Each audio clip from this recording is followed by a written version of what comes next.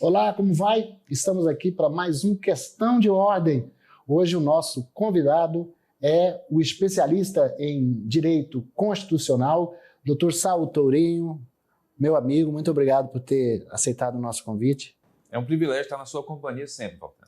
O nosso Dr. Saulo Tourinho é do Piauí. A gente aqui estava falando que o Piauí, que é um estado maravilhoso, produtor de mel, que tem um delta maravilhoso, hoje é um grande exportador de inteligências, temos um ministro do Supremo, governador do Distrito Federal, muitos advogados como o senhor, que atua no Supremo Tribunal Federal. Como o senhor falou, o Piauí está em alta. Está em alta, o Piauí está bem. O Piauí está bem cotado na Bolsa de Valores da inteligência, da capacidade de se colocar. Isso é muito bom, Walter, porque nós nos ressentíamos dessa ausência de nomes espalhados nas posições de poder. Mas agora, ainda bem, a coisa aconteceu. Aconteceu e aconteceu bem. O Dr. Saulo está aqui para nos falar sobre a agenda do Supremo, que é a área de atuação dele, sempre atento às decisões do tribunal. E nós aqui, claro, também temos interesse em acompanhar como vai ser a agenda do Supremo agora em 2022 e fazendo também um balanço do que foi 2021. Então, eu vou começar pelo passado. Como é que foi a análise que o senhor fez da agenda do Supremo, das decisões que o tribunal, mesmo em liminares, adotou agora em 2021, doutor Saulo? Nós tivemos 21 tribunal ainda sofrendo as consequências da pandemia, um funcionamento virtual, com sessões ainda em videoconferência, uma utilização muito grande da plataforma chamada Plenário Virtual, que é onde os ministros votam sem precisar estar lá presencialmente naquela sessão que nós conhecemos. O tribunal, o funcionamento dele, portanto, ainda se deu nessa matriz online. E isso fez com que nós tivéssemos muitas decisões relativas à complexidade da pandemia tomadas, como nós chamamos, monocraticamente, aquela decisão solitária. O ministro, a ministra toma solitariamente, precisando na sequência do referendo dos seus colegas. Tivemos várias decisões no que diz respeito à Covid-19, com um protagonismo do ministro Ricardo Lewandowski, que ficou prevento e a partir daí várias ações foram dirigidas para ele. E penso que 21, para além de todos os temas, pode ser marcado como o ano em que o Supremo Tribunal Federal seguiu tomando decisões relativas à gestão das consequências da pandemia da Covid-19. Afora isso, também as questões relacionadas às investigações da fake news, que ficou com o ministro Alexandre de Moraes, e outras questões voltadas a questões econômicas, ministro Gilmar Mendes sempre com protagonismo. O que mais o senhor destacaria? Nós tivemos no ano passado disputas muito relevantes. Se formos puxar da memória, você vai lembrar, Valteno, que, por exemplo, a discussão que não acabou e esse ano prossegue sobre a figura do chamado marco temporal para o reconhecimento de terras tradicionais ocupadas pelas comunidades indígenas, ele teve o ponto de partida nesse ano de 2021, com a apresentação do voto do ministro Fachin, suplantando a promulgação da Constituição de 88 como sendo marco temporal, mas recebendo uma divergência muito consistente, muito robusta do ministro Nunes Marques, que se opôs e firmou, à luz do que havia sido decidido anteriormente no caso Raposa Serra do Sol, a data da promulgação da Constituição de 88 como sendo esse marco, a partir do qual se reconhece a presença das comunidades indígenas nessas áreas originárias. É um exemplo de um caso emblemático que não tinha a ver com a Covid e ainda assim foi deliberado. Se você também seguir recordando, você vai se lembrar daquele caso do ministro Fachin também, que tratava das operações policiais no estado do Rio de Janeiro. Uma decisão muito ousada que estabelece várias medidas de orientação do sistema de segurança pública, algo inédito, é incomum. Não Aquela que proibia as operações policiais em favelas. Exatamente, exatamente. Então, algo inédito, não era comum esse tipo de abordagem no âmbito do Supremo Tribunal Federal. O ministro Alexandre de Moraes, depois de analisar, entende que há uma complexidade na questão, pede vista e esse ano nós teremos a continuidade desse julgamento. São exemplos de casos que não são diretamente ligados à Covid, mas que tomaram a energia do tribunal. Nosso setor agropecuário acompanhou de perto a questão da demarcação, da volta desse tema da demarcação das terras indígenas, que parece-me que está parado com o pedido de vista do ministro Alexandre de Moraes, correto? Então, esse tema deve voltar nesse ano, ou o senhor acha que num ano eleitoral esse tema pode ficar para mais adiante? O ministro Luiz Fux, presidente do Supremo Tribunal Federal, divulgou há poucas semanas a pauta do primeiro semestre de 2022. E esse caso já está pautado, com data definida para retorno nesse primeiro semestre.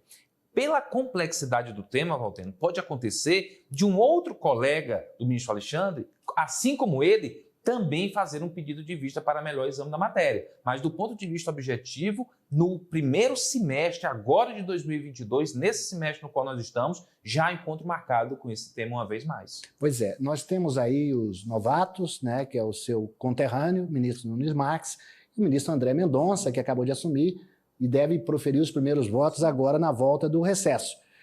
Como que o senhor vê esse perfil do Supremo com essas chegadas?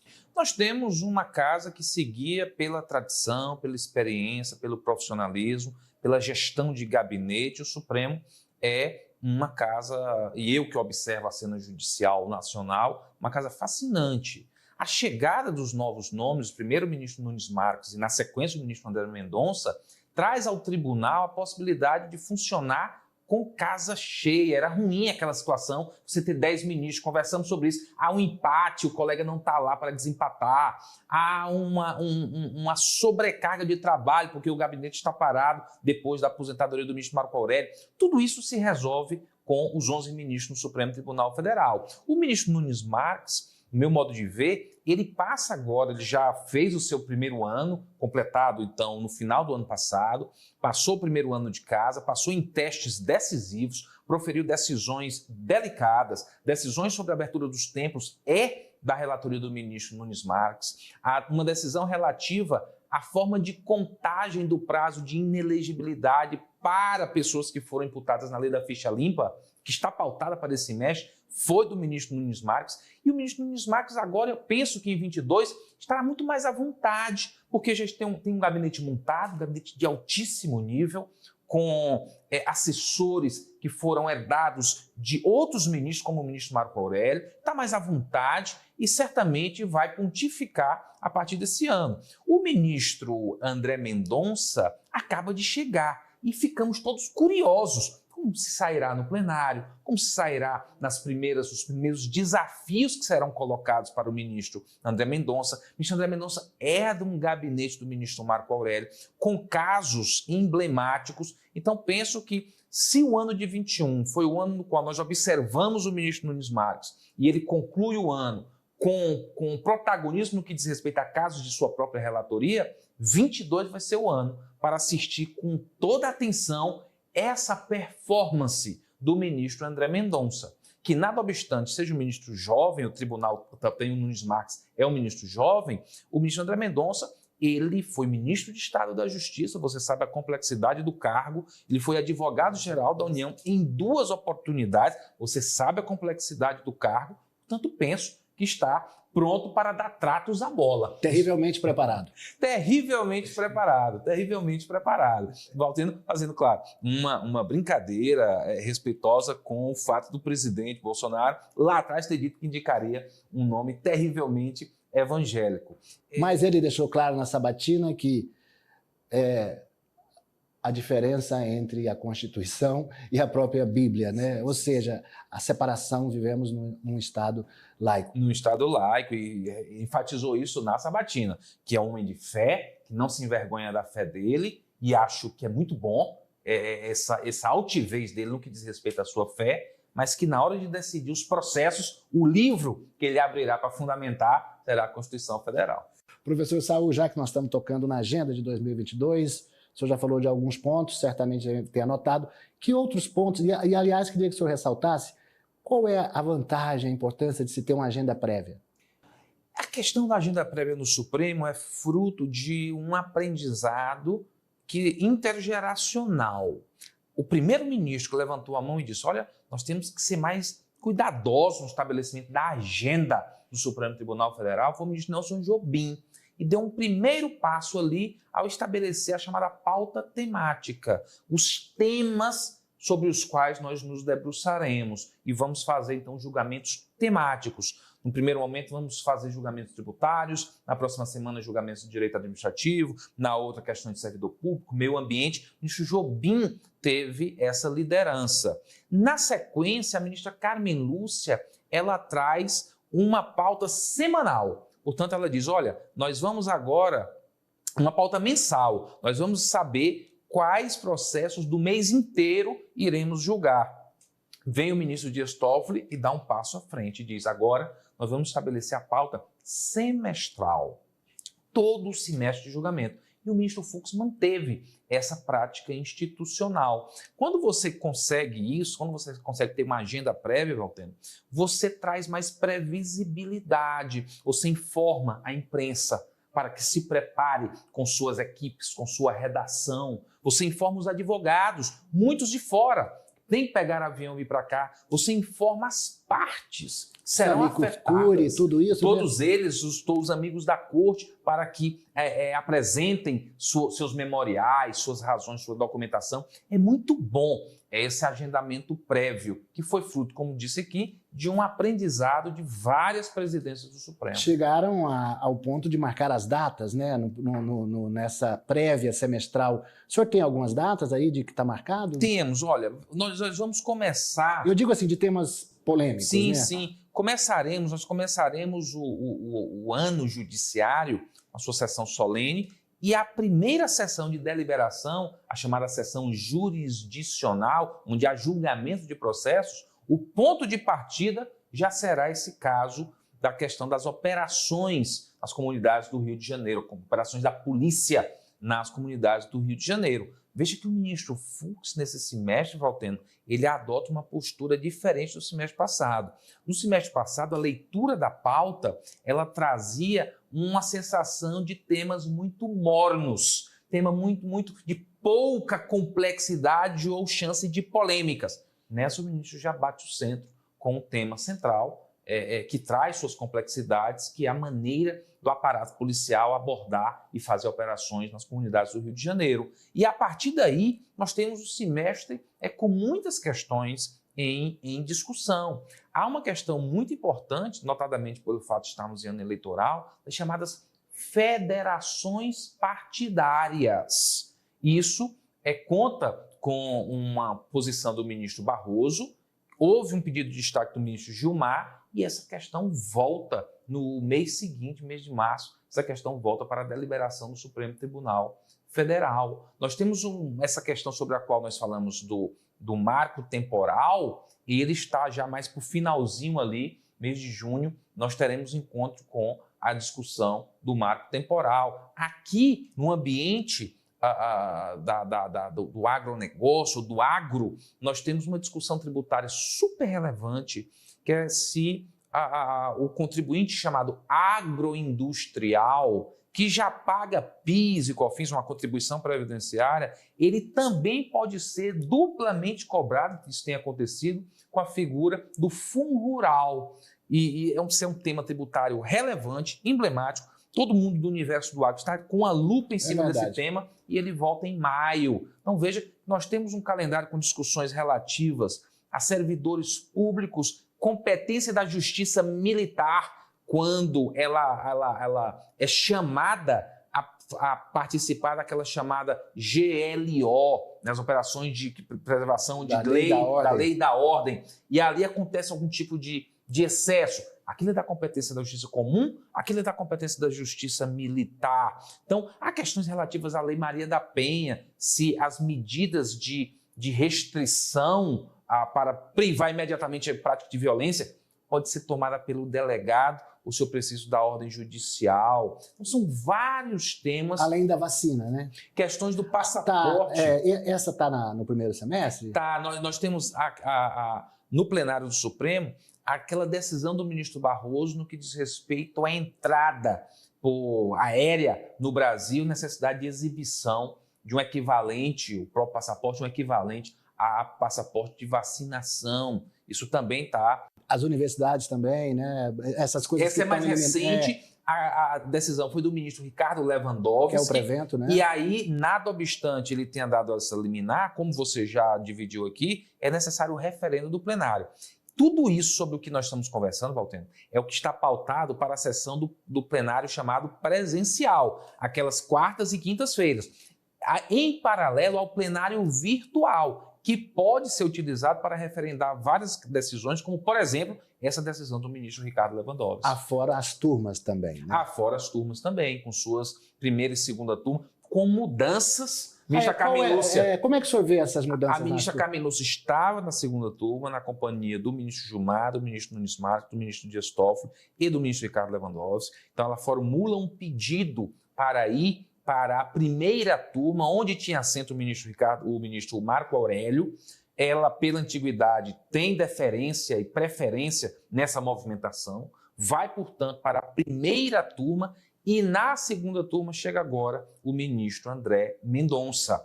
Como nós temos, às vezes, na turma, notadamente matéria penal, julgamentos muito apertados, de placar muito apertado, 3-2, um empate, uma mudança das cadeiras, isso pode afetar, sem sombra de dúvida, o resultado. Então, hoje nós temos o ministro André Mendonça ocupando, na segunda turma, a cadeira que era da ministra Carmen Lúcia. Doutor Saul, se eu estiver errado, o senhor me corrija, mas há uma leitura de que o Supremo, no ano passado, em função dos embates políticos, e a gente tem visto cada vez mais um tribunal político, estaria mais unido em torno de...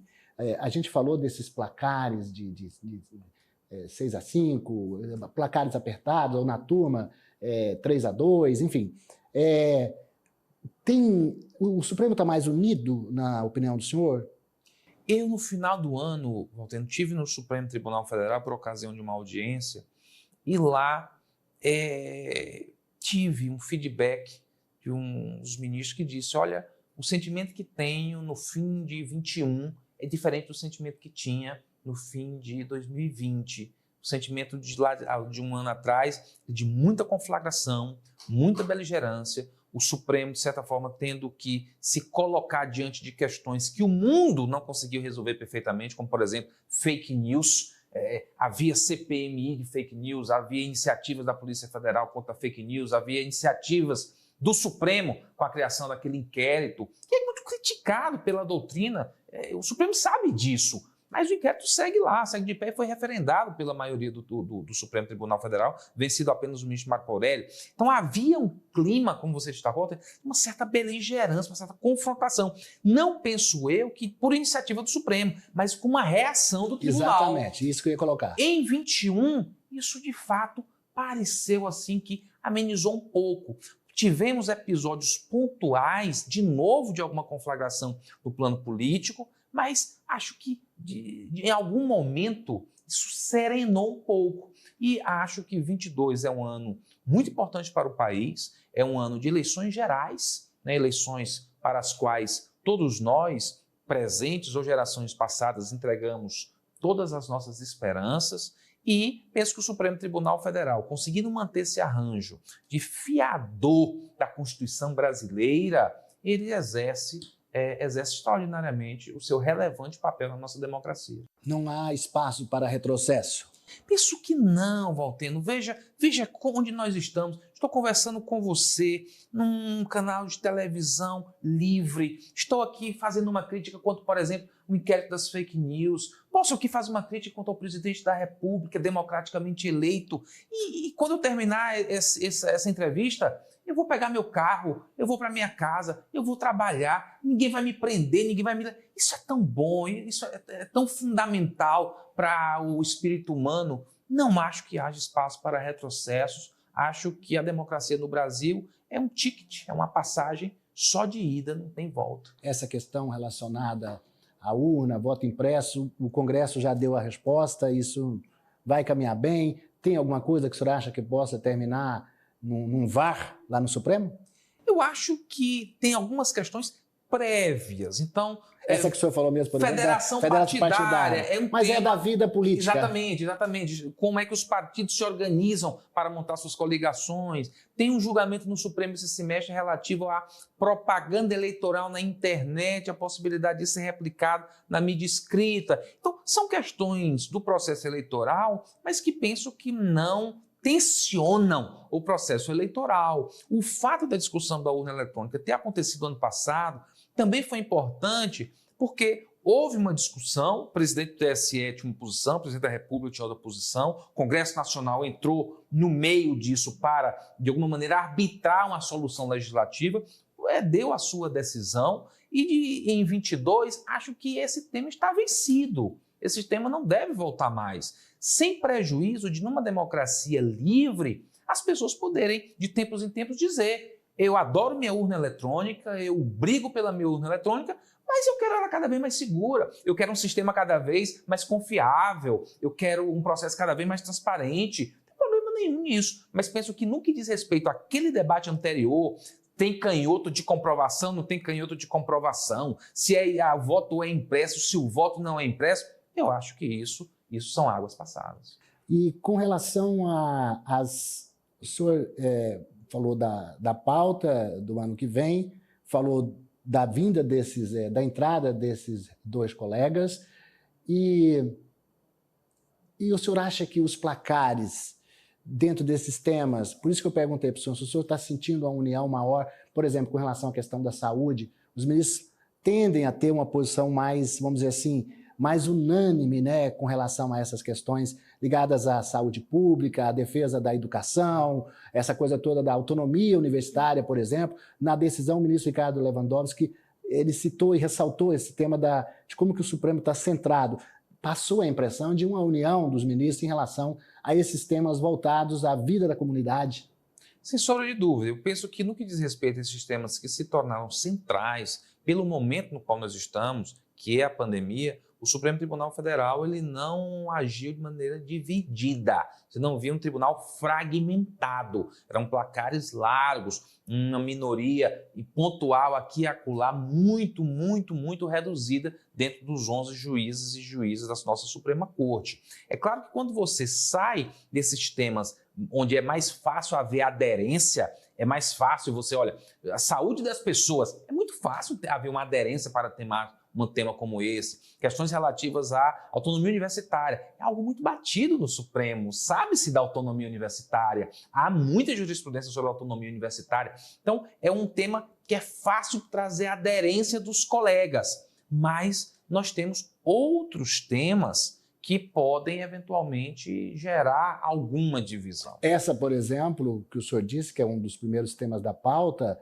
do papel das operações policiais, porque interfere diretamente. Quem é responsável pela segurança pública são os governadores, Sim, são os estados. claro. As PMs estão sob a responsabilidade. Exatamente. Pode a União dizer para um PM ou para uma corporação ou para uma Secretaria de Segurança Pública ou Estado, você não vai fazer operação? Esse tema certamente é um pouco mais controverso. Exatamente, né? Tanto que já há uma divergência do ministro Alexandre de Moraes. O ministro Alexandre de Moraes diz: olha, ministro Fachin, eu concordo com esse ponto, com esse ponto, com esse ponto. Esse outro eu acho que aqui incursiona na autonomia, por exemplo, do Ministério Público Estadual. Esse outro ponto esgota a discricionalidade da polícia, que precisa de um campo discricionário para montar a estratégia das suas operações. Então, ali já houve uma divergência. Quando você vai para o marco temporal... É isso que eu ia perguntar. O senhor tem algum palpite de como isso pode se resolver lá? Nós temos o ministro Fachin, que é contra o marco temporal,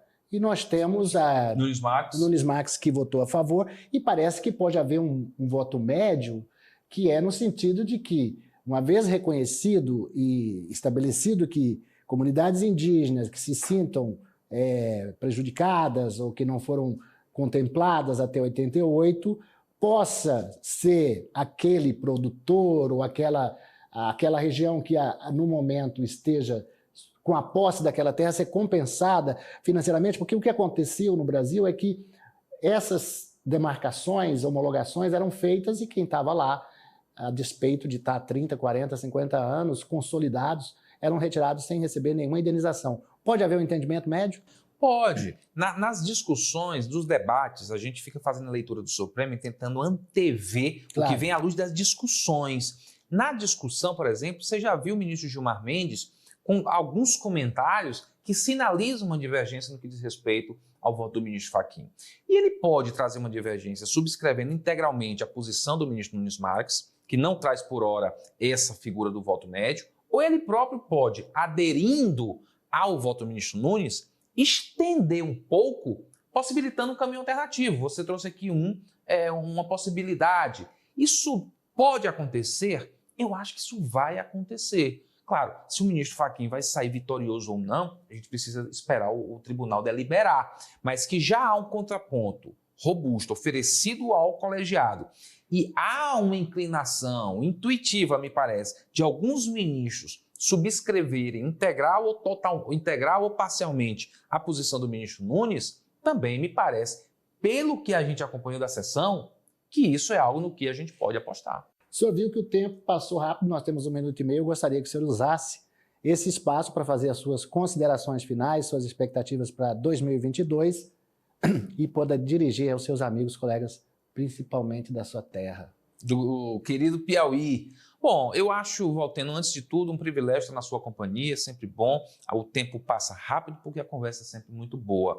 O Supremo Tribunal Federal, ele tem um papel central no limite, claro, das suas competências. É o guardião da Constituição Federal, está aqui sempre atento a preservar a figura do nosso chamado Estado constitucional. Eu faço votos de que 22 seja um ano proveitoso, produtivo, que a gente cada vez mais vá se distanciando desse episódio histórico, traumático, trágico, que foi e que continua sendo a pandemia da Covid-19 e que todos aqueles que acreditam no Brasil como nós acreditamos, com progresso, com desenvolvimento e com possibilidade de pessoas distintas como somos todos nós viverem juntos sob o manto de uma democracia, haja claro, em 2022, o sentimento de que estamos no caminho certo. Saiba da alegria, portanto, em estar aqui e todos os votos que deixei para os telespectadores no que diz respeito ao país, eu deixo igualmente para você, que é um profissional por quem todos nós temos grande admiração.